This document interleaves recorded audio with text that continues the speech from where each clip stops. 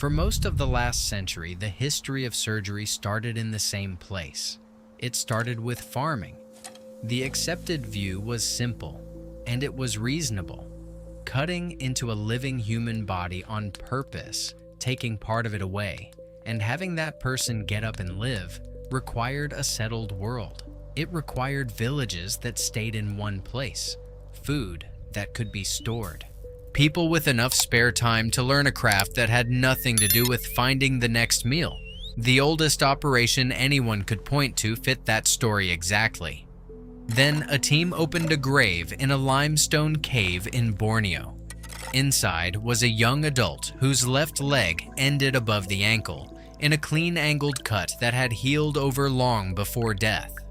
The burial is roughly 31,000 years old, and archaeologists and trauma surgeons have been arguing about that leg ever since. To understand why one grave caused this much trouble, you have to understand how sound the old story was. The benchmark case came from France. At a Neolithic site called Boutiers-Boulancourt, archaeologists recovered the remains of an elderly farmer whose left forearm had been surgically removed and had then partially healed. That burial dates to around 7,000 years ago. For decades, it stood as the oldest known indication of an operation anywhere on Earth, and it sat comfortably inside a larger picture. Trepanation, the drilling or scraping of a hole in a living skull, also shows up in the Neolithic. So does organized dentistry. The pattern looked consistent. Complex medicine appears after people start farming, and not before. There was nothing dismissive about that conclusion. It came from anatomy, not from prejudice.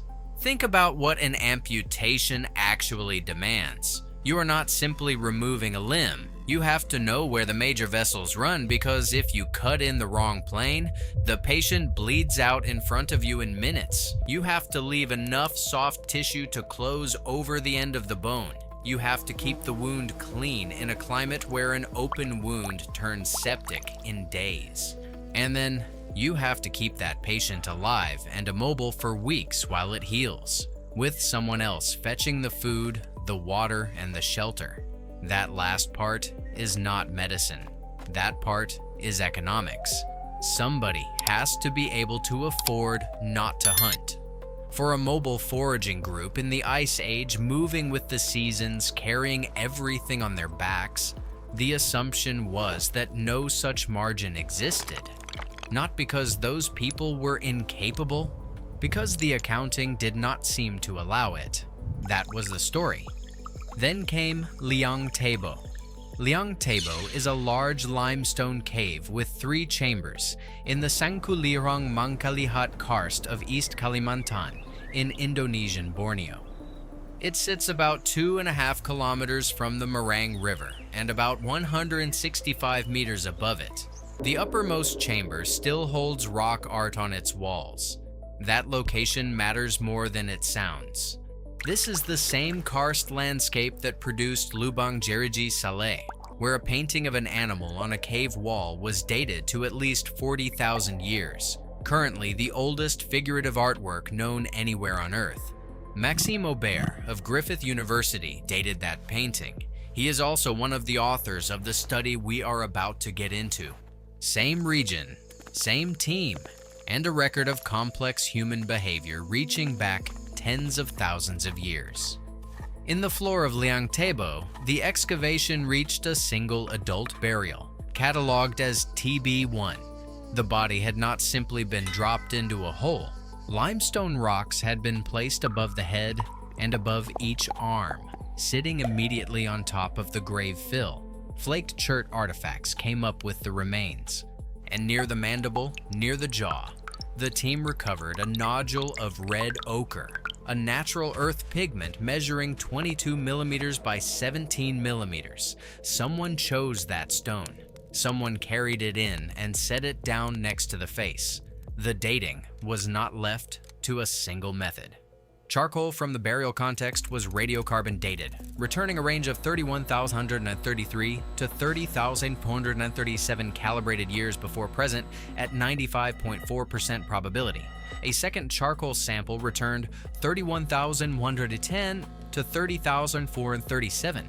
Then a lower left molar from the individual was dated by combined uranium series and electron spin resonance, returning 25,400 years, plus or minus 4,300, which falls inside the margin of the radiocarbon result.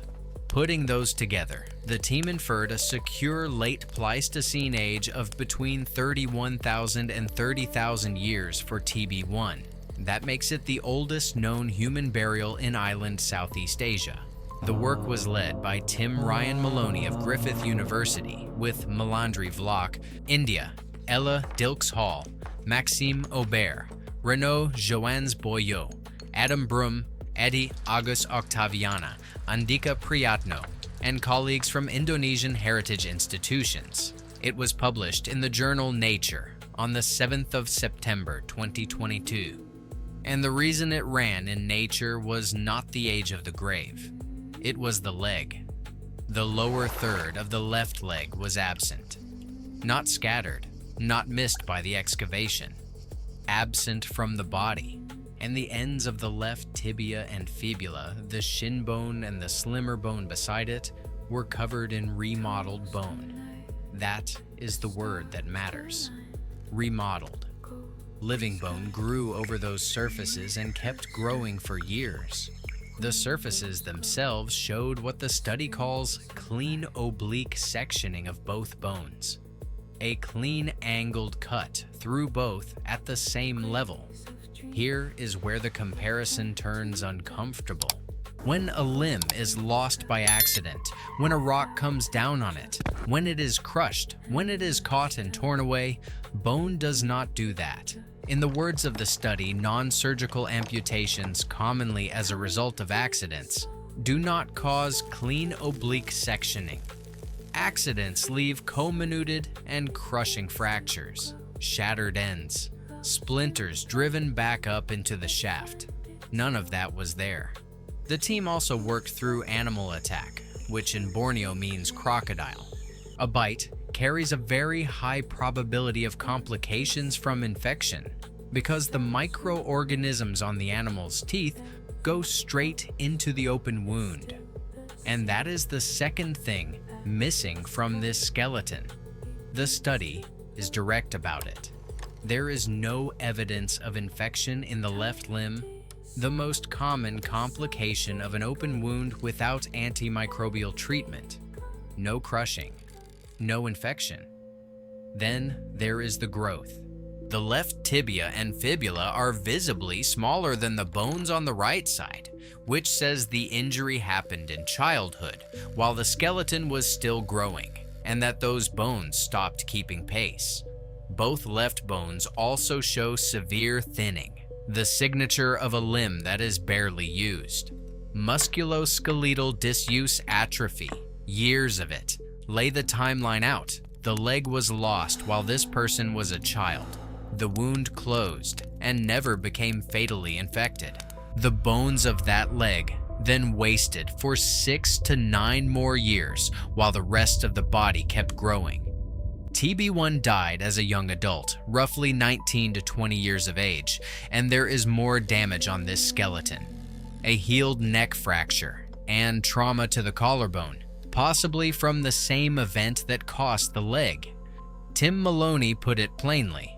This confirms in his words that the surgery was not fatal, not infected, and likely occurred during late childhood. Then he added the sentence that reframes the whole find. It is highly unlikely, he said, that this individual could have survived the procedure without intensive nursing care. If that reading holds, it moves the oldest known operation back by 24,000 years in a single step. Charlotte Roberts, a bioarchaeologist at Durham University who specializes in ancient disease and who was not part of the excavation, called it a remarkable find and said she does think it is consistent with an amputation that has been done surgically. So that is one reading of this bone. It is not the only one. Start with the surgical interpretation, the one the excavation team argues for. It has real explanatory power. It accounts for the angled section through both bones. It accounts for the absence of crushing. It accounts for the absence of infection, and for a wound that closed instead of killing. It accounts for the difference in growth between the two legs because the injury happened early. What it does not account for is the instrument. No tool from the site has been matched to that cut. Nobody has recovered a blade with the wear or the residue that would put it in a hand and put that hand on this leg. The team notes that the rainforests of Borneo are extraordinarily rich in plants with antiseptic and analgesic properties, which is a fair place to look for how the wound was managed and how the pain was handled. But that is an inference drawn from botany, not a substance recovered from the ground. The medicine, if there was medicine, has not been found. Now, the objection. And it did not come from archaeology. In March of 2023, Nature published a formal challenge from 4 specialists in orthopedic and trauma surgery: Nicholas Murphy, Joshua Davis, Seth Tarrant, and Zolt Balog. Theirs is the objection of people who cut through tibias for a living. Performing a surgical amputation straight through the thick cortices of the tibia without specialized metallic tools, meaning at minimum a chisel and a saw, would, in their words, be very difficult and is highly improbable. Their alternative is almost aggressively ordinary. They propose an open fracture of the lower tibia and fibula involving the growth plate, a Salter-Harris type 2 injury, which is one of the most common fractures in adolescents anywhere in the world today. Their position is that in Borneo 31,000 years ago, the natural history of an open ankle fracture through the growth plate, with no modern surgical care at all, could quite plausibly have produced exactly these findings.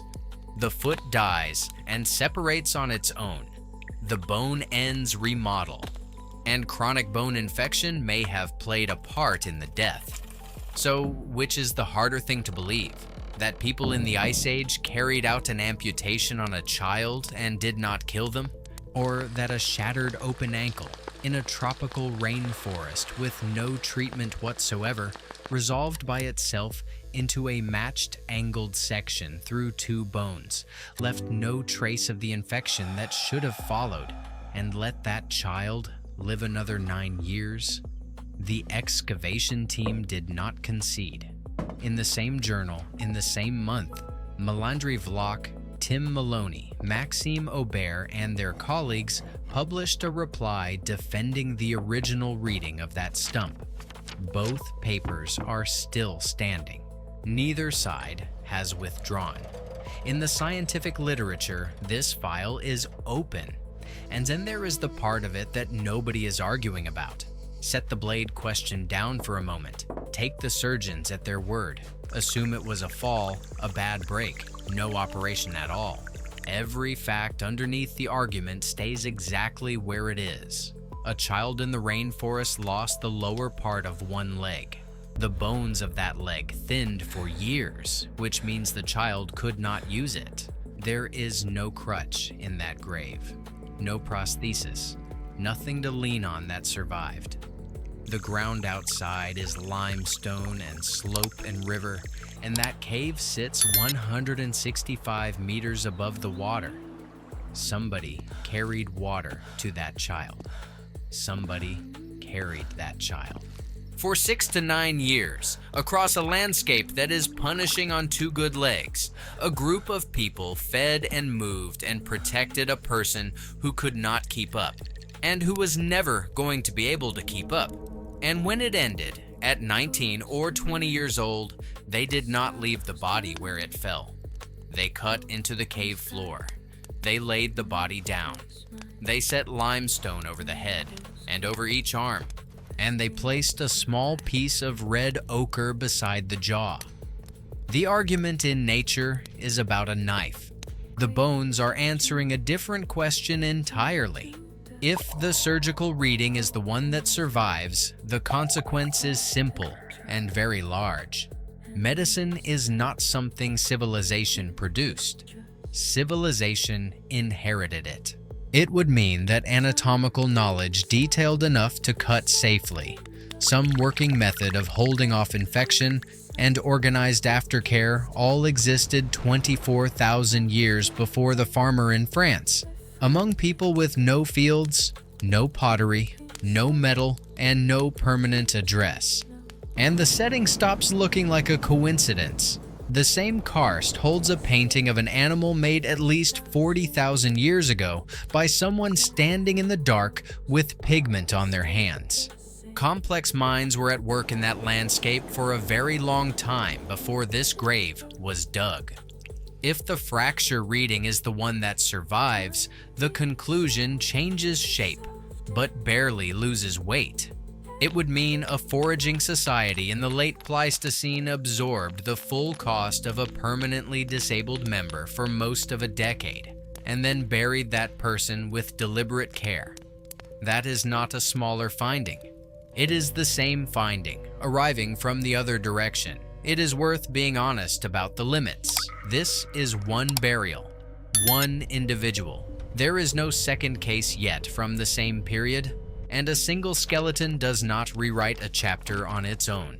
What would settle it is more graves in the same karst, a cut-marked bone recovered alongside the tool that matches the cut, or residue analysis that turns the rainforest pharmacy from a reasonable guess into an actual measurement.